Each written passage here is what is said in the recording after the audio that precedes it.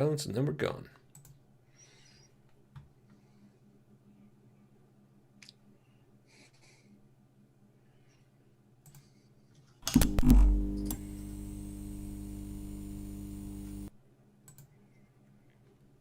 Hey everybody, welcome to Hear Us Out. I am Patrick. And I'm Paul. How's it going? Pretty damn good, Paul. Pretty damn good. At some point, if you wouldn't mind checking that the stream is going out live, because we've had technical issues in the past, ladies and gentlemen. And you know what? I'm going to get it out of the way before I throw over to Paul. Thanks for the thumbs up, dude.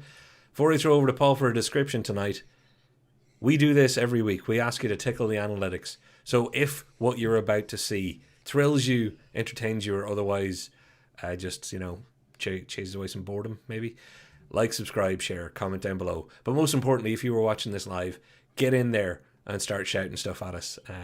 Paul, tell them about what we're talking about tonight that they can shout so politely at us over. So, tonight we're going to be talking about, which is the kind of the ramifications of the possible death of the cinema kind of industry, and where we're kind of focusing on is the technology side. So that's home media, like your own cinema set and stuff like that, elements that could affect you personally in the future, kind of stuff, and then maybe some future stuff. And of course, we're going to be talking about 3D, the unkillable, seemingly fad that constantly comes back every couple of years, constantly disappears, and then comes back again, like some kind of horrible zombie. Yeah, that never success that never goes away. 3D is gas like that. Actually, I can't wait to talk to you about 3D because it's something we haven't covered on the channel before. I just want to say, Paul, public service announcement. We do not want nor believe that cinema will die. But with everybody reporting its death, its premature reporting of its untimely death, I think it's fair to say that there could be a significant change in how cinemas work going forward. But for the sake of this conversation, if we assume that cinema as it is today will not be that force in the future, it's going to have an effect. Because the cinema, as you pointed out, Paul, to me once, it's like going to space. It is the breeding ground for some technology. It is where things, where innovation starts. 3D did not start in the home. That wasn't their big plan. 3D movies. Actually, we've got to talk 3D now, Paul. 3D, as you described it, the zombie. Why do you think? I know why it keeps going away. Because 3D is fun, but it is not crucial to the movie experience. It can suit some movies very Yeah. well, but it is not crucial to every movie experience. It's not like color or sound. And even then, color, it's debatable. And thanks to The Quiet Place, dialogue is debatable, but sound is still important. So why is it that you think 3D keeps coming back? Because I know why it goes away. Like, well, that's the thing. I think as the technology of 3D does advance a little bit, it comes back in the kind of like gimmicky kind of, not gimmicky, kind of fad kind of way. Like, as we said, there are certain films that do lend to it well. Mm. Like, and there is cool tricks to it, but the tricks are old. We're used to the tricks of the 3D kind of like, something flying at the, like, out of the screen towards you and stuff like that. Yeah, exactly. Wall back there, For all those far people who away. were like, yeah, exactly. Like, it tries to give some depth of field and stuff like that, but it's not overly needed in a lot of films. There are certain films it does lend it to, but the reason that it keeps coming back is like one, you can charge a little bit more. So the cynical business sides of things, you can charge a little bit more for a 3D movie. Yep. You know, and on top of that, the reason that it does come back is because that certain like directors and studios and stuff like that just decide that they want to maybe start shooting again in 3D motion capture and stuff like that. Because we had James Cameron with the Transformers films that were all based in he developed the IMAX cameras specifically for the Transformer films, Well, and that's the kind of way. actually, and I'm just trying to pull up some of our hastily gathered together images. I've pulled up two posters, Jaws 3D and Avatar, because you mentioned Jim Cameron. Um, you know, Avatar was one of the most recent rebirths. Excuse me, most recent rebirths for 3D, and he very Yeah. much has seen large format 3D as a huge way of the future and a huge technological step forward.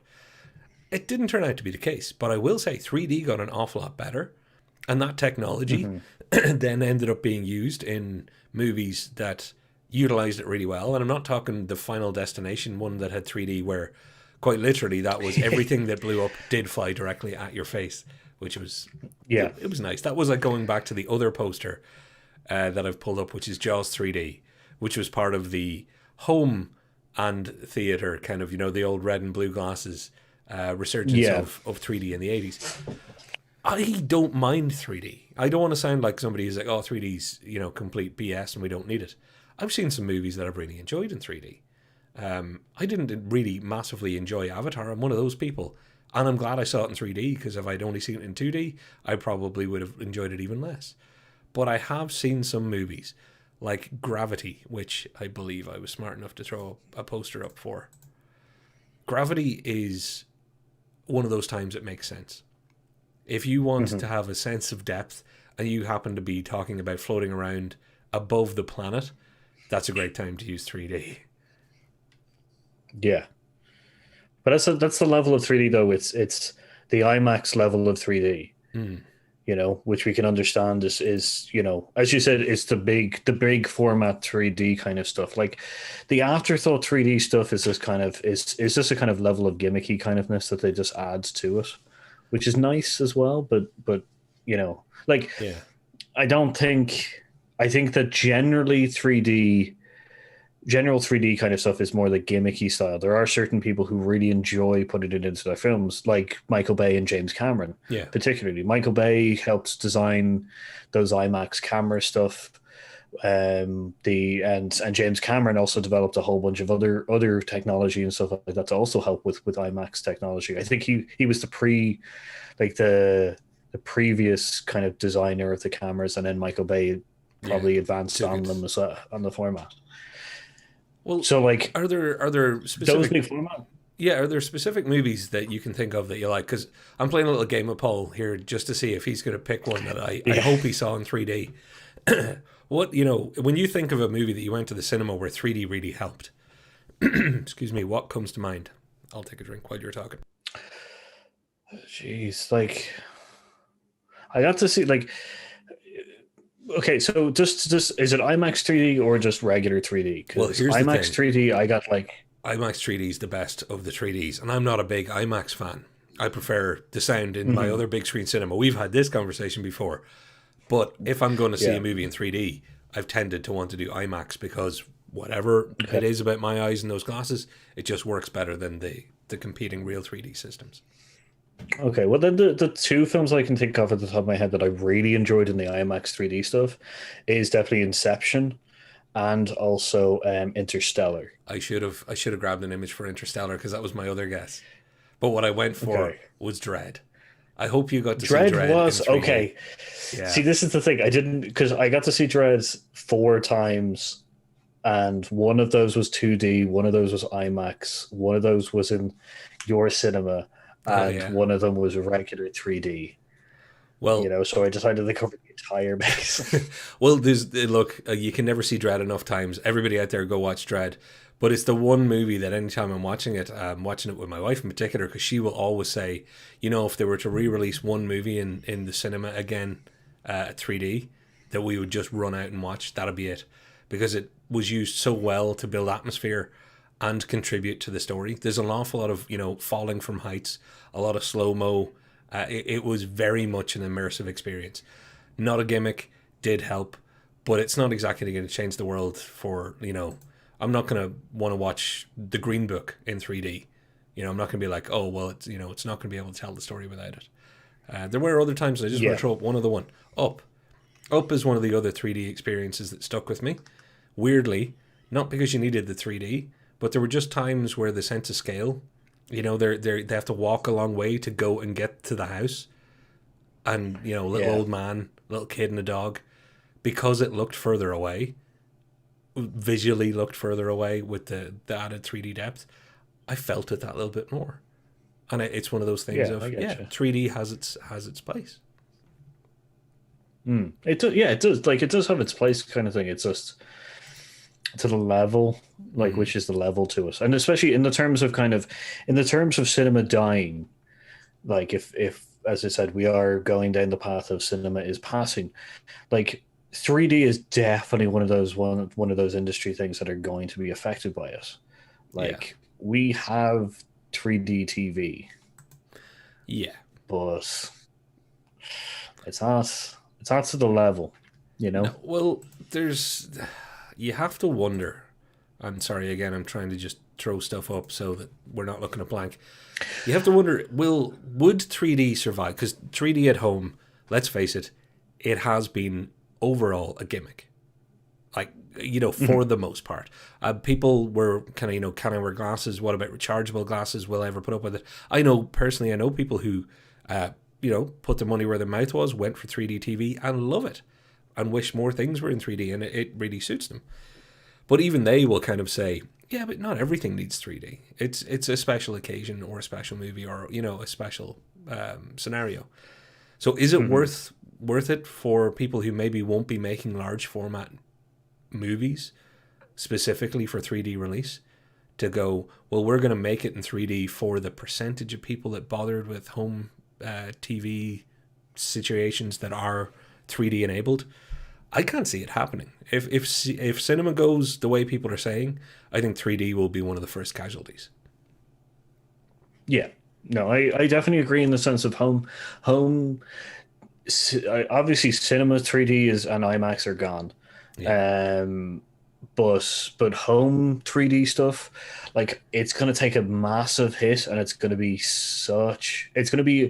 if it is to live on, it would be so like a long time for it to kind of catch back up to maybe some of the other like yeah. home cinema innovations and stuff like that. Well, a little So later on when we're talking future technologies, I do have something on 3D that might be its lifeblood, but we'll bury the lead on that for now. mhm. I won't miss 3D. If cinema can survive and 3D is one of the casualties, I'll miss it on occasion. I'll watch a movie and think that would have been nice if that blockbuster was in 3D. But for the most part, it's not crucial to my viewing experience. And you're right, there Yeah. was a financial motive. Tickets, able to throw an extra $5 on the tickets without an extra $5 of cost involved. It was pretty good for theaters and movie That's the thing. companies. Yeah, like and then the artistic view of it is the fact that like it's a new angle of the medium kind of thing. Mm, So but we've already been proven in the fact that there's still other avenues in which cinemas can still be playing a part in the kind of new, if they were to get rid of 3D and cinemas would continue. Get Out is a perfect example, like of their use of another form of the medium kind of thing, which is sound. mm. Like it's an absolutely stunning film, and it doesn't like I would never see that in 3D. It doesn't need to be 3D. I actually feel like if I was to see it in IMAX or 3D, it would take away from the sound, as in I'd be too into the visuals to notice that the fact is that I'm literally in a room the size of like Yeah, I don't know, you're in like you're you in a know, giant room exactly. Well, can we like take in a an little IMAX room and stuff. can we take a little journey over to the comments before we talk about well, actually what we're going to go on and talk about next, folks, are other things than 3D that might go the way of the dodo along with cinema. So let's check out what people have to say. What have we got? So, which is MJ says hello, Ethan. Hey, how's it going, Hey Ethan? there. Brew also says hello as well. Good man, Brew. Which goes Ethan says, I mostly watch movies on Disney Plus and Netflix. It's sad that so many people will lose their jobs, but the pandemic has hurt the industry. It has, but this is an interesting fact, which I only recently learned looking this up. Um, the pandemic has been the only time in history in which the cinemas have closed completely. Even during the Great Depression and also global recessions, it turns out Yeah, that I know this. sales of Yeah. cinemas went up.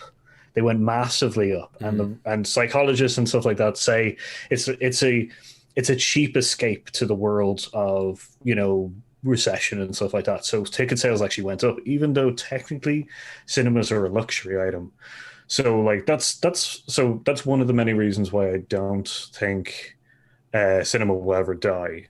I think it will Yeah. evolve over time and stuff like that. But it is a escape to a lot of things, and then the events and stuff like that. So Yeah, and we have um, head to our video page. We have a whole lot of other videos about our love of cinema, our love of physical cinemas, the reason why we think cinemas won't die, where we think cinemas will evolve. And personally, I don't think cinemas are going away, but I think there may be some collateral damage in the short to medium term, and 3D will be one of those things.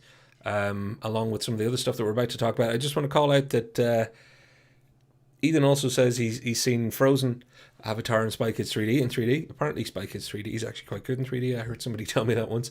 Um, and Brew is saying he's only seen Gravity and he'll leave it at that. 3D TV was rubbish.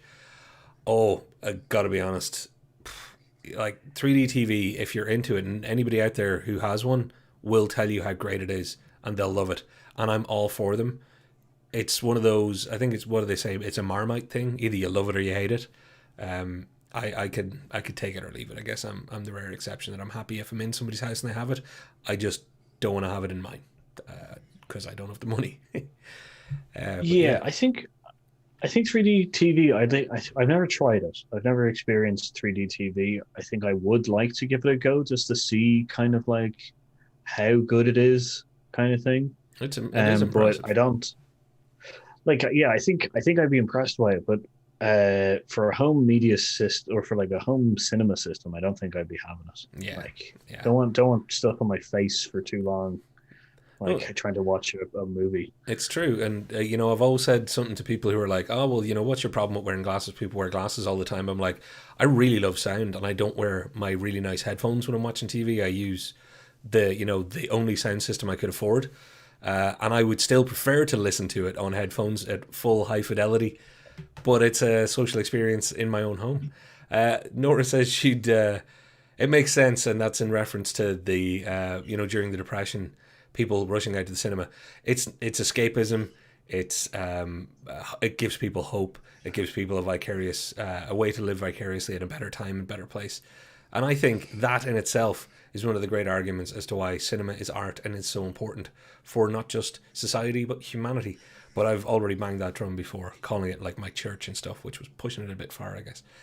Um, I tried to watch live footy on 3D TV. It was awful. That's interesting, Brew. That is interesting. I had never considered had people actually tried watching 3D sport because I didn't really know there were too many 3D sport broadcasts.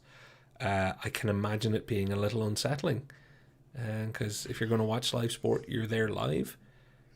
You're not watching a movie that you've watched them film live. So yeah, that's weird. Ugh.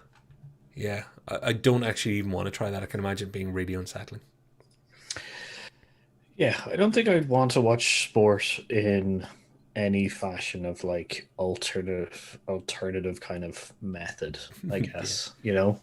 Like Yeah. it just seems weird. I wouldn't want to watch it even in another format that Yeah, we're gonna well, jump actually, on at a later speaking of stage. those things, and Brew is trying to be extremely funny as he is. Yeah, head back out to the cinema straight away. We all will. Maybe avoid the pick and mix for sure. Also, it's going to be one more reason for nobody to try and reach in and take any of my popcorn. So that's great. I now get to eat the whole thing. At least that's the dream, people. That's the dream. So what else might die? There's something that you got me onto the idea of wanting to try, and then COVID hit, so I haven't got to try. They call it 4XD, or the immersive cinema stuff where your chair shakes and spits at you and stuff. You're the expert in this. You've been to a few of them.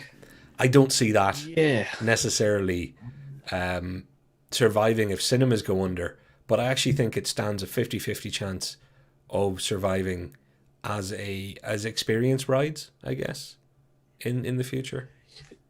Yeah, see, this is the interesting thing about 4D, which is I experienced it in Florida for the first time in Universal at the Terminator 3 experience thing. I was at the one in California for that. Yeah, the shaky seats and stuff. Yeah, Yeah, so that's the first time I like tried it out. The second time I tried it was in Ireland on O'Connell Street. It used to be beside the Mr. Quirky's, which is a arcade casino kind of place here yeah. in Dublin, which was, but that was just a roller coaster. It was boring as hell. Okay. Like it was so boring, Right. kind of thing. It's like if you're gonna pay that much money, you might as well just get on a roller coaster yourself. It was But you've seen actual movies it in was 4XD though, right? Like Jurassic World, I want to say. Was it one of those? Yeah, so I saw Jurassic World. I've seen a couple. I've seen Jurassic World. I've seen which goes the Godzillas. I saw King Kong. Like I saw a couple of them. Some of the big like as in the big kind of which was the big oh what did I see? I saw a water one. I can't remember what it was. Like and it was probably the biggest mistake I did that day because like you just get sprayed in the face constantly in that one. And you were wearing a white t-shirt and it Like was all nipples for the rest of the night. That's a oh, mess. poking through. I was smuggling grapes. Uh, that's the phrase I had. Peanuts? Peanuts, I think. It's Smuggling peanuts. Grapes is see a doctor, I probably think. big too big. Yeah, but yeah, so like it's interesting. For 4D's hold this like it takes the 3D element to a new level in the sense that it has smell and movement and water and wind and all that kind of crap. I don't think it has smell. I don't know why I said that No, I one. think because I remember doing one of them and it was like Shrek 3D at Universal in California.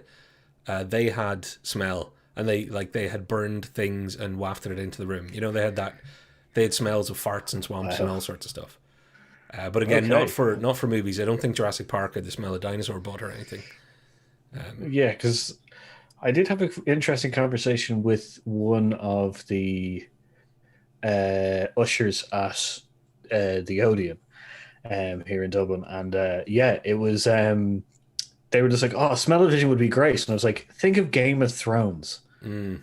Like if you're in King's Landing, it's gonna smell real bad. Like medieval cities were not known for their fragrance." And like a battlefield is also going to smell horrible. So like it was just like smell vision would not be great. It would have to be picked Yeah, it for really which would. things you use. It really would. And look, I don't want to know if Thor has sweaty pits because he's out there, he's working hard, swinging hammers and taking down other gods and stuff. I don't want to know if Asgardian BO is the strongest of all the BOs. Um, Yeah, I really, exactly. really don't want to know. But yeah, so 4XD, I'm calling it as a. I don't think they'll be putting the money into making it work for movies in the future as much. I think if it does survive, it'll be kind of more as those purpose built experiences. Yeah, and I don't if cinemas to go down a little bit, yeah, I think 4D is going to be one of the biggest hits. I think it's going to be hit before 3D Mm. in the sense that it is a real big gimmicky thing. Like there is plenty of movies that I'm not like I gotta get out and see this in 4D, Yeah, you know, kind of thing. So yeah. I think 4D would be the first one to hit. And I'm going to throw in a controversial one. I don't know how IMAX is going to fare. I honestly don't know how IMAX will fare if we're in this dystopian future where people don't go to the cinema because you have to have shot on IMAX. That's why IMAX. Not every film shows up in your IMAX cinema for a reason, folks. It's not just that IMAX don't care and they don't have enough massive screens. It's that not everything is actually shot with an IMAX camera at a large enough format. Now, going forward, a lot of things will be. But I don't know. It's going to be a tough sell to have that much real estate given over to just one massive screen if we're talking about this terrible future where cinema isn't as viable, let's say. Yeah, see, that's the interesting thing. I think it will either diversify in the sense that you will find that IMAX becomes a bigger contender in the normal cinemas kind of thing for me. Like as in they will send it because essentially they'll have to have more. They'll try to get more people into the IMAX parts because like right now we have like two IMAX screens in Dublin, and then one Sound Sense one as well, kind of thing. Yeah. Like so, I think that because I think the I trust Savoy you on it. has I trust you IMAX on as it. well. Yeah, I'm not too sure. Yeah, so but I think that yeah, I think they'll diversify in the sense that they'll have less 4D shit. Sorry, they'll have less 4D stuff for the edit. Uh, um, they'll have more IMAX things because, as I said, Cineworld and Savoy only have one IMAX screen. I think they will have to lend more over to the IMAX center. Maybe add another screen. I don't mean like plow the thing into like every screen as possible. Fix screen 9. So Sorry, you think but maybe the yeah, consolidation will, instead of being one IMAX screen and 10 regular screens, they'll go, 2 or 3 IMAX screens and a couple of, the regular smaller ones. That seems very plausible, to be honest. I think that's the way that I'll have to go in the sense of kind of keeping the kind of luxury. It'll be a luxury item, but more kind of like we're trying to kind of. We know it's a big it's a big money turner and stuff like that, and for the big events, it's just that they'll have to try to get more into it because like having one screen every couple of hours is not. It's not even every couple of hours. Like it's No, it's a cutout. it's true. You've only got so many chances, particularly on the busy nights, the weekend nights. You want to be able to get all of your people in. You got to make all your money on a couple of nights of a week. So yeah, having just one full IMAX screen at the 8 o'clock showing or 9 o'clock showing and not being able to do another one that night easily. Yeah, I hear your business sense there. I hear your business sense. Do you want to take another little look at the comments because I just saw it out of the corner of my eye flying by. Back to the idea of watching sport. I see boxing might be good. Golf could be awful. What does the death of 3D cinemas mean for the Avatar sequels in a few years' time? That's a great one. That is a great one because the resurgence of this for Avatar, or because of Avatar, is part of Jim's big dream. Mr. Cameron thinks that, we all need 10 Avatar films and that we're going to live in awe of this wonderful, immersive 3D world. I think that man has enough money and clout that when he gets them out, even if 3D is on the wane, as in if it's on the way out, it'll still be shown in any 3D cinema, and some places will probably even refit just for Avatar if it's making the right money. Yeah, like I completely agree with that. As in, they will like it will. It could be this because the first one was probably the kind of like 3D was slightly coming back in the edges, and then Avatar hit, and it came back in it came back in a wave. So I say that if the Avatars will force it back, I'd say, in the sense of kind of once again showing the technology. They've used the technology. James Cameron is just crazy for his kind of new medium kind of thing. So I feel there'll be a lot of retrofitting and kind of jury rigging in, as I said, more IMAX screens just for this. Yeah. Which is good. Bad thing. Well, that's true. And I now know you laughed a moment ago and I knew it wasn't at me. I think you just saw Brew's comment about grapes. See a doctor, man. Brew, I got there before you. I said it live. And Lisa pointing out what we pointed out at the start of the video. Yeah, Lisa, we covered the fact that 3D is the unkillable fad that comes back, never quite succeeds, but never quite dies. Shrek 4D has smell. I think it did, yeah. And it was unfortunately on the other coast. It didn't go to the one in Florida. Yeah. Go for it. Was Planet of the Apes in 3D, Ethan? The new one, the one with Mark Wahlberg. So the one with Mark Wahlberg, and was treated by Tim Burton, did have a limited release in 3D. The original one, I think it had a re-release in the cinema as a 3D thing. I think it got a treatment. Oh, cool. Kind of thing. I'm not entirely sure. But which goes, my mom tried to convince me that old TVs were smell-o-vision. That is a genius joke. I like. Why do you reckon IMAX is good? What if our TVs can smell us? Well, Brew, if our TVs could smell us, I wouldn't be allowed to watch anything on a Saturday morning. Let me just put it that way. The TV would be at the door, holding a towel and soap out, going, "No, we've had enough of this lazy ritual on your non-work day. You wash before you watch me." That'd be a real weird thing. Could you imagine? It would feel so classy if the TV could smell you, because you'd be like, spritzing yourself up and stuff like that, like as if you're going out, and then just sitting on the couch, probably still in your pajamas. I'd be putting on a top hat to watch my Saturday evening movies.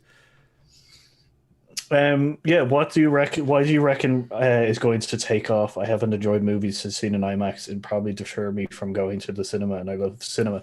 It's not that it would take over or take off. It's more that cinemas would have to allow it further. It is a huge, big thing, and I do think there's plenty of films that I've watched that I've really enjoyed in IMAX. There's plenty of films. One of them was Blade Runner 2049, the new one. I got an absolute banger of a headache from that movie in IMAX like 3D. Like, and it was the worst experience. Like, I had to go back and watch the film again because it was like eventually it was just like I can't properly like watch this film. But yeah, it's not that it'll take over regular cinema. It's just that cinemas will stick in a second screen if they have the space, just so that they can get charged the extra little bit. And they people do like we've all seen the superhero Marvel films and stuff like that release 12 o'clock or midnight release things. IMAX is definitely the first one to get flooded. Yeah, You know, that I is think very the true. only I do think that there is a particular clientele which are unlike they're like more like less likely to go to IMAX, which are the ones that have already glasses on their heads. Yeah, well, and I can imagine 3D glasses must be a pain in the neck if you're already wearing glasses. So that's completely understandable, and it's also one of those other drawbacks. So, Paul, I think to kind of round out what this might all kill, if we lose cinema, folks, I'm not too worried about losing 4D or 3D or even the nascent technology that is now being called smell-o-vision in the chat. Um, for my concern from a technological point of view would be what will we not get? What developments in the future? You won't get people playing on the big open field of we can make it bigger, we can make it better, we can make it brighter, or higher def projection, or whatever else it might be. It's the things we haven't thought of that I'm always more worried about not getting, if you know what I mean. It's the test bed that cinema is, the fact that there's always been a financial incentive to try and differentiate and get people in. It's where things like the 4XD stuff came from, to try and get new experiences for people and see what works. Some things work, some things don't. Some things half work, like 3D and come and go. But without that, I think the switch and the focus will go to home technologies. And they're great, but they're compromised in a very they're a very different situation. Even just taking sound, because right now you have people making like Dolby sound systems. Uh, that's amazing. What they've been able to do for a cinema experience is incredible. The way they've been able to port that over with home surround sound and home cinema systems. I think without the cinema to be the first port of call, I think things like we make the best sound system that doesn't transfer through walls to annoy your neighbor or to the adjacent rooms. I think the focus will shift, possibly not in the best way, when it comes to where technology will try and evolve. They'll try to make it smaller, not better, so that it's less intrusive in your home. I like the idea that cinema has to be about the excessive best, and then it gets filtered down to the home. Whereas if you start with the home, you start compromised. Yeah, like that's the thing. Miniaturization has been a hallmark of technology for quite a long time. And like if you can build it big, eventually you'll be able to make it smaller. It's just the way as technology gets better and better. Like, the size there's several industry laws essentially, like, and I don't mean laws, I mean kind of like rule of thumbs Yeah. to to uh to follow. And miniaturization of technology is one of the big ones. And it is a big thing that if cinema dies, there are several technologies which are in difficulty in the sense of they have come from there and have just been miniaturized down slowly for the home cinema kind of setup and stuff like that. So like we will have some problems there, but I think there's a grace period. Would you agree with this, or No, I would I would. think Yeah, I as in would. yeah? I'm So there's a curious grace as period. to, yeah. I'm curious as to what some of these technologies will end up being, or Yes, see that's the thing because like as you said, the surround sound kind of technology, a lot of people are moving into the sound bar technology, Yeah, which is a byproduct of which could some of the which could surround sound systems, the like what is it, the seven I point can't remember one. how many, not even that, it was the third, it was like the 14 point system for cinemas, Yeah, but one of the front bar things was like three or four of them because obviously it was like embedded in the floor and like really yeah, large, like, and then someone went, that's a really good idea and it does really nice sound still, and like it's a lot easier to set up than certain like 7.1 surround yeah. sound for the normal kind of consumer, kind of thing. I'm going to look into try and make that smaller, kind of thing. How many cinephiles do you know that actually now still have full multi-point sound systems in their homes? A lot of people have moved to decent TV, decent sound bar, and a subwoofer because Hmm. as even with wireless technology, and even with now the advent of wireless power technology that's coming along, people don't necessarily have the comfort or the freedom to just start throwing speakers all over any room that they have. So yeah, and I don't get me wrong, I love sound bars. I think sound bars are incredible, and I think they're a great direction for home entertainment. But that's the thing for home entertainment, and that's why I enjoy going to the cinema and getting cinema entertainment. And that's why I'm glad there was still a technological focus there that could then trickle down, because there isn't really a trickle up as much when it comes to all that. No, not really at all. Like you don't miniaturize technology and then build it up to like, IMAX level at all. It's IMAX down to home cinema kind of thing. Yeah, But here's a question for you. please. We're talking about how the fact that if the death of cinema happens, that what will technology kind of will be affected and how will be affected and stuff like that. Do you think that we've gotten to a certain level of kind of like home comfort that it means that yeah, the industry will take a little pivot in the sense that, oh, we no longer have essentially the test bed of cinema, we now just have home cinemas or home cinema setups? That like, does that mean that we're going to see home IMAX stuff, like, or do you Oh, think it'll take a long time for that level? Because like that's I'll finish there. Like, no. what's the level of home technology that you think we're going to get, and how difficult is it going to be? Well, we've all grown up through the assumption of what size a big TV is. And back in the day, you had 12-inch, 15-inch, 17, 19, 21, the odd outliers of 22, 23-inch. I used to sell TVs, by the way, so I only ever measured it by why did you get the big one? I've got to go to the storeroom and carry a 32-inch wide CRT TV that weighs the same as a Volkswagen Beetle. But I think there will be, and Paul, I think maybe kind of you're probably even driving towards this in a little bit, that there will be an acceptance that everybody has a large format flat screen TV at some point. There will be. We've decided the average consumer has 55 inches at a standard or more in their home, so we're going to start tailoring our product to larger formats. And as TV becomes larger and larger, they'll do the same. Because a few years ago, like a 40-inch TV was big. Now people are like, oh, if it's not 55-inch, I'm not going to bother with it. 32-inch TVs used to be decent sized TVs. Now they're monitors. It's Yeah. things change and perspective grows. So yeah, it's an interesting one. What's your kind of call on where that'll go? Well, this is the thing, because like if we think about home cinema systems, like you can't. It's not a sitting room kind of or den thing. It does own itself to be its own separate room, Mm, kind of thing. Like you can't have a cinema setup in your sitting room. Like you can have like yeah, elements of it in your yeah, sitting room and stuff like that, but you can't have, if you want the same level of kind of like, I guess, quality that you get in your cinema, it has to be a setup room. yeah. So there's a two-pronged kind of question coming here.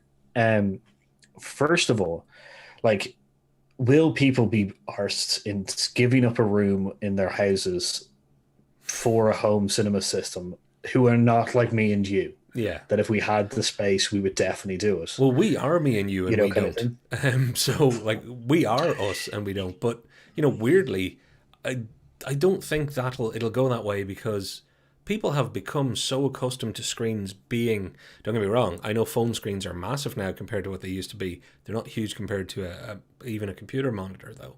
And same thing with tablets. I know they're bigger, but still, I think people are accustomed to watching and consuming a lot of content on smaller screens that leap to going, I need a whole room for my home cinema is going to be too great for most people to bother justifying, even the people that are into it. Because, like you say, you get yourself a 50 inch flat screen TV, set it up as well as you can in your sitting room, TV room, den, whatever you have. You'll get save up the shillings, get a decent sound bar, hopefully get a comfortable seat or a couch in the right spot, and there you are. All of a sudden, you're streaming, you're watching your shows, and you're happy. You're in a happy place. I don't think there'll be enough of a yearning to go, I now want to convert the side of the house so that I can project onto it and have, a proper cinema experience. Yeah, and this is the second part, which I feel like I probably should have said first Oh, sorry. because it's the fact is, do you think that home like construction would start would house designers, the generic house designers, start putting in rooms specifically to be designed as the home cinema room? Like you get the den, you get the sitting room, you get the dining room, kitchen, Yeah. cinema room, kind of, or as I have seen before, the media room. Yeah, well, I Um, think I know exactly what you're saying, and I think from my amateur research by watching some home makeover shows in the last 20 years, and even some of those new build Extreme home makeover. shows, yeah, and the Kevin McLeod location type crowd, or Grand Designs, I think you'll find people find it quite gauche or unpalatable to kind of go, well, I have an entire room dedicated to media. It's not where people want to go. From an outward looking point of view, will that change and will it become cool? Possibly, but even then, I still think it'll be more. We've integrated into our living space. Look how amazing this new technology is, where that entire wall of your sitting room can now become the TV, but it's not permanently there as the TV. I think there might be some Mhm.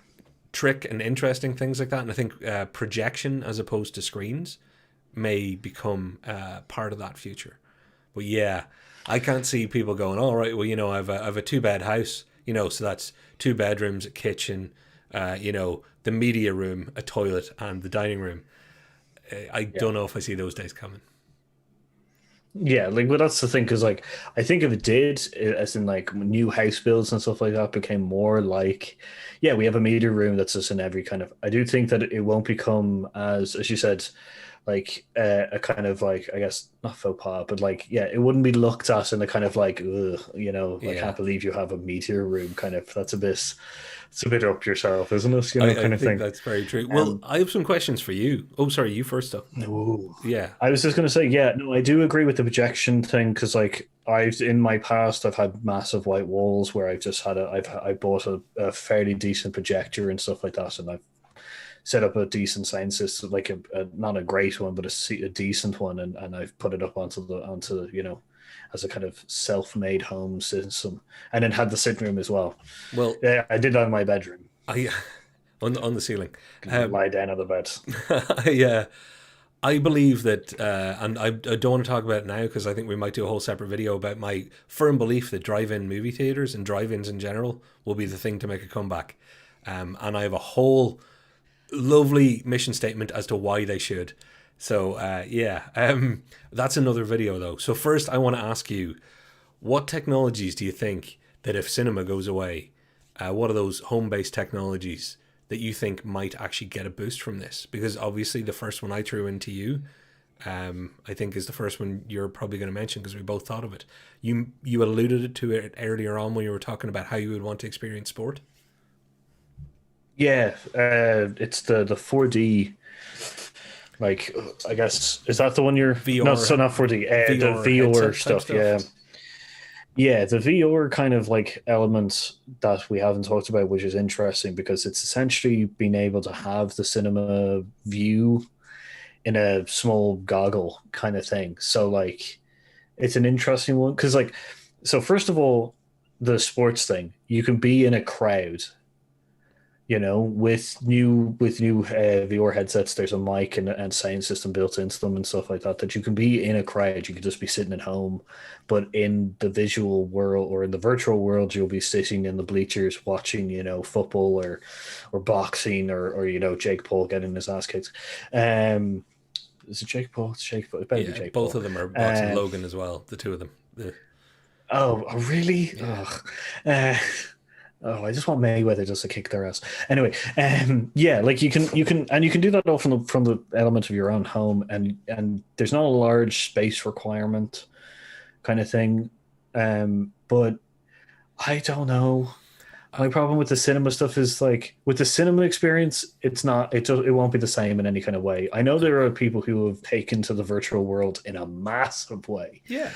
like, Although those people but already have, Oculus wasn't a massive success before it was even launched because people weren't into this.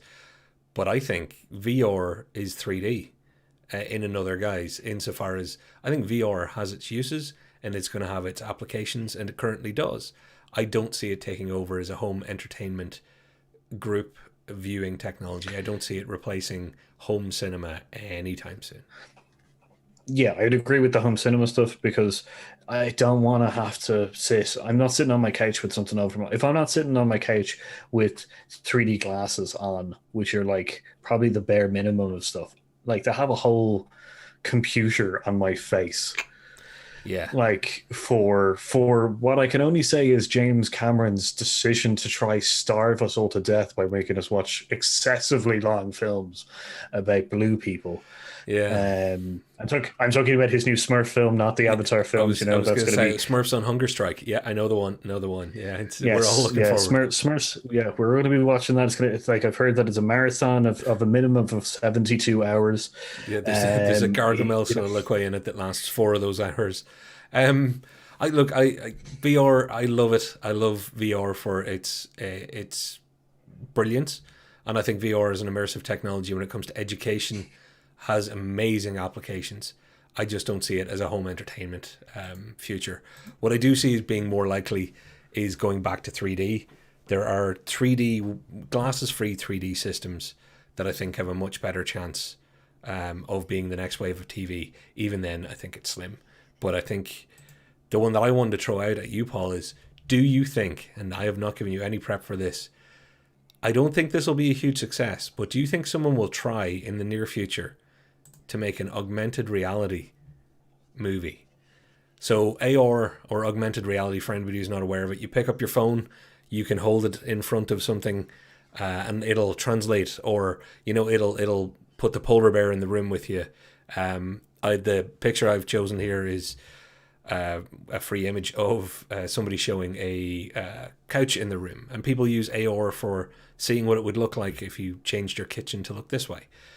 Do you think, being a horror guy, that there is somebody out there that's going to be like, watch this AR horror in your own home, so that you're actually walking around your own house with the psycho killer coming out from your own furniture and things like that?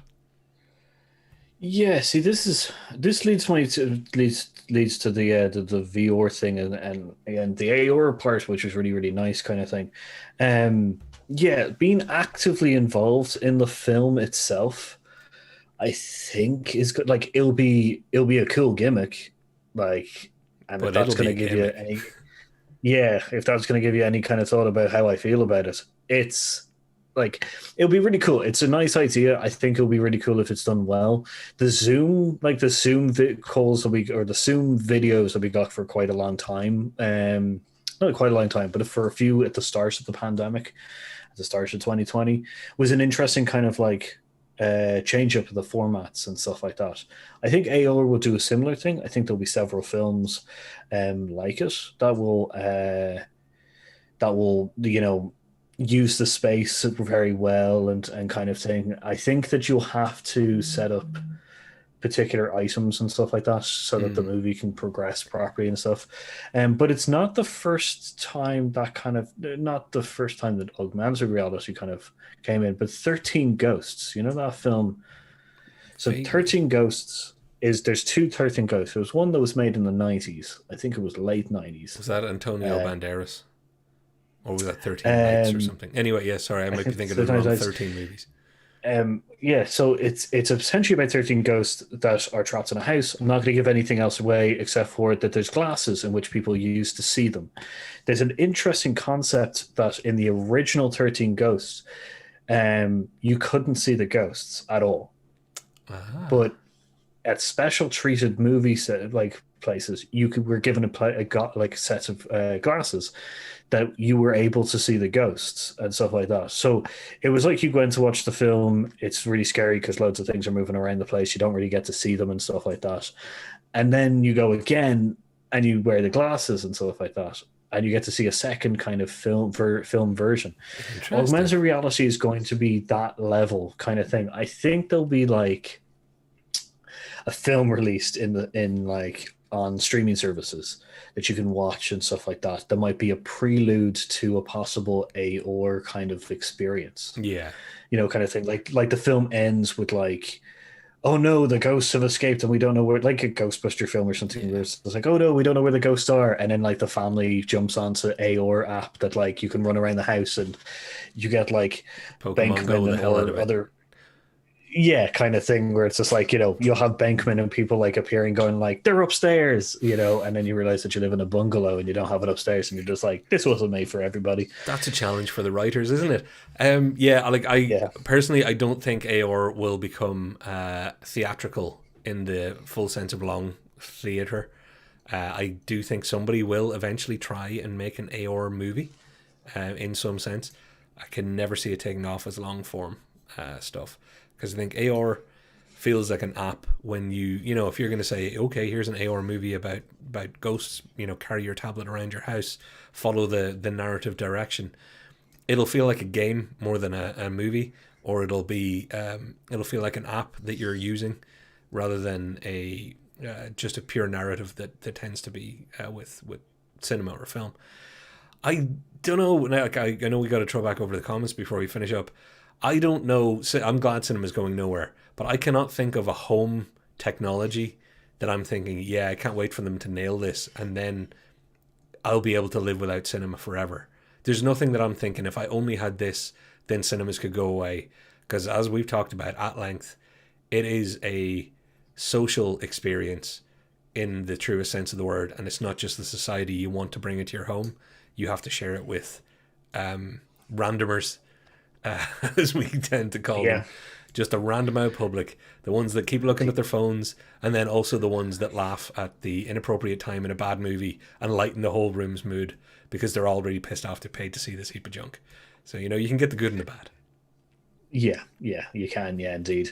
Like, to answer the question, will if cinema dies affect technology? Yes, it will. It will greatly affect the home media systems that we have. It'll take a long time to pivot to it, but it definitely. I think we're both agrees the media system, the home cinema systems and stuff like that would be greatly affected by the loss of cinema. In the sense of new developments and stuff like that will be probably there'll probably less of them, um, but they won't go away.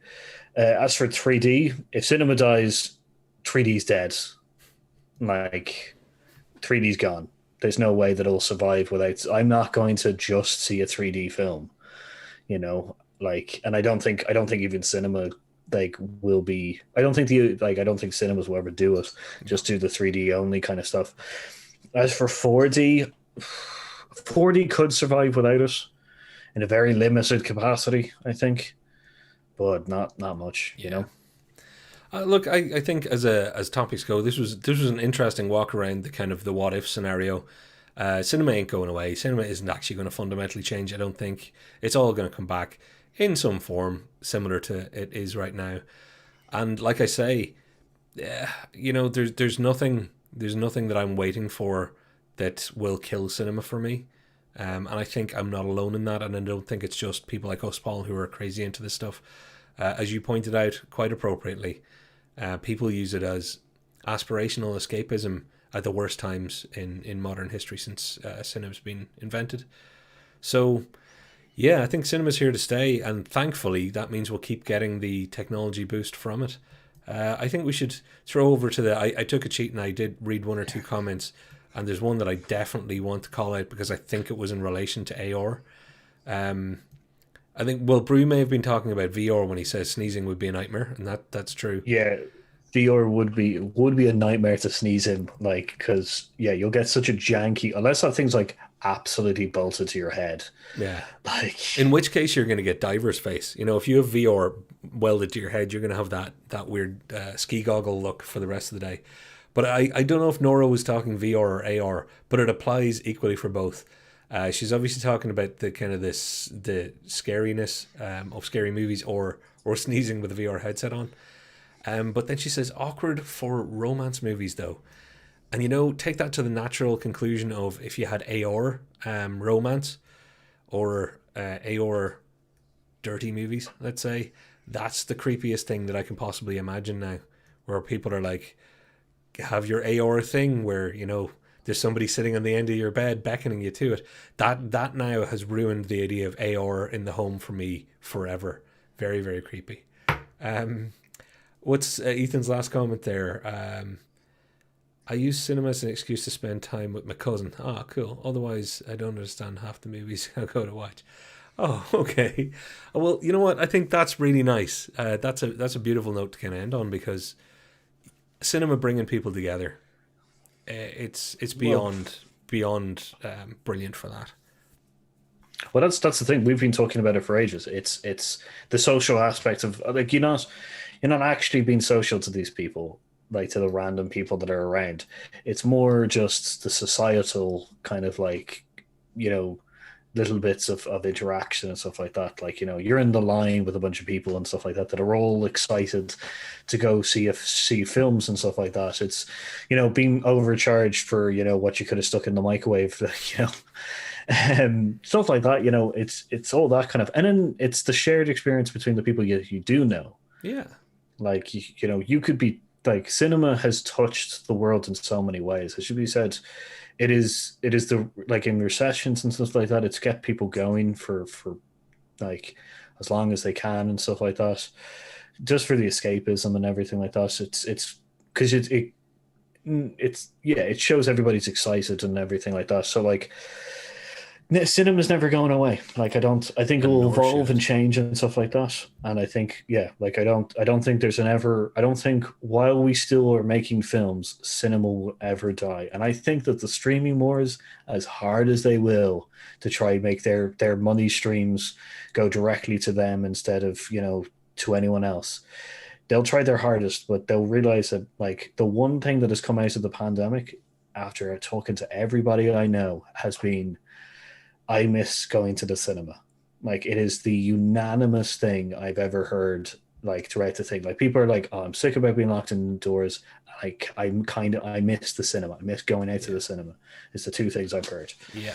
So And I for one, we all know that listening to me and Paul, if you've ever watched any of our videos, how insane we are about this. And yeah, I couldn't agree more with everything you said, Paul. Cinema is vital.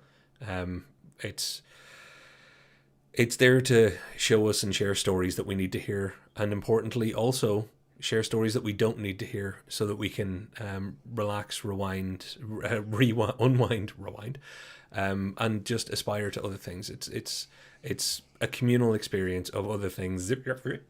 But okay, it's going to come back, and also everybody out there who's ever been on a first date that they didn't use the cinema for, you learn why you always use the cinema for your first date, because you can do, a brief bite to eat or a meet up and a chat and then into the cinema. So you've got that longer time to, all right, got to get this under control. Oh, thank God this movie isn't smell-o-vision. She won't be able to smell me. Oh my God, she'll be able to smell me anyway. Yeah, no, it offers so many vital services to nerds like us that I'm forever in cinema's debt. So I would like to say, quick, Paul, quick, go for it. quick question. Oh shit! Cinema first, then dinner. Cinema first, then dinner. Dinner first, and then cinema. I like the idea of cinema then dinner because you have something to talk about over dinner. But my perfect thing is, that I don't drink coffee, but that kind of meet early enough that you have to hang out before the film starts. Be that hanging out at the pick and mix, or if you're like going to meet for a coffee, film's on at 8, let's meet at 20 past 7. Got a bit of time to walk over to the cinema, get the nerves out. You haven't just shown up and gone straight in and sat down in a room. Because I cannot imagine how bad that would be actually if you had a date, met and walked straight in, said hello to each other, sat down, and then we're like, shh, don't talk to me. I like this movie. Yeah, it would be weird. Yeah. One last comment. Cinemas are open here. You're referring to New Zealand. Seeing Tenants in cinema post lockdown was good though. Yeah, that's the interesting thing with the pandemic. There is a lot of films being held back, kind of thing. We talk about it in another video on our list, which is so go check that out as well. It's the backlog, I think, of cinema, which is because of the pandemic. Yeah. So like, subscribe. I'm gonna quickly say, do social Paul, stuff. Yeah, do the begging, will you? So thanks for watching. Which is we are, as I said, we're constantly trying to entertain you with every idea we possibly can come up with. So if you have anything that you wish to talk to us about or anything, or wish to see us kind of take our opinion on and stuff like that, send it on the socials, which you can see the Twitter down below. We're also on Facebook and Instagram as well. Which is please like, share, subscribe. Which goes ring that notification bell. As I said, share us out just to help us out. We love getting greater and wider opinions. And also, I love recently the amount of action that we've had in the chat and stuff like that has been incredible to kind of like get to interact with everybody and stuff like that. Cinema is such a kind of, as you said, such a social media, movies, TV, cinema, or all such a social kind of thing. We like to kind of try to make that also social with everybody on the streaming stuff as well. So thanks very much. To every single person who's been in the live chat or even commented after the fact, but especially you live chat folks, you are absolutely our friends. Even if we don't know you personally, it's awesome and it's an absolute privilege to interact with you. So it really does. It makes a Thursday night, and to be honest with you, it makes the rest of the week that much easier to get through. Because yous are just brilliant. Now, I've got a little surprise for yous all. We're going now, so I'm going to walk us out. But first, next week. Next week is the sexy special, everybody. Next week is our loved up Valentine's super sexy salacious special. You'll just have to wait and see what we're going to show up. Are we going to both show up dressed in our finest going out gear? Or are we going to show up in our finest boudoir attire? For me, that's a pair of Rocky shorts and some boxing gloves around my neck. That's role play 101, Paul. So it's a good look. It's a good look. Kind of. Nah, it's it's going to be interesting. It's going to be good, folks. Next week I'm going to be dressed completely as the Stig because that's more my role playing. Covers all the good features. I will walk us out by saying Paul already made the request of do all the good stuff. You've been great. I've been Patrick. And I've been Paul. And we've been Heroes Out. Sexy special next week. See you soon. Bye, everybody. See you later. Bye-bye. Bye-bye. Bye-bye.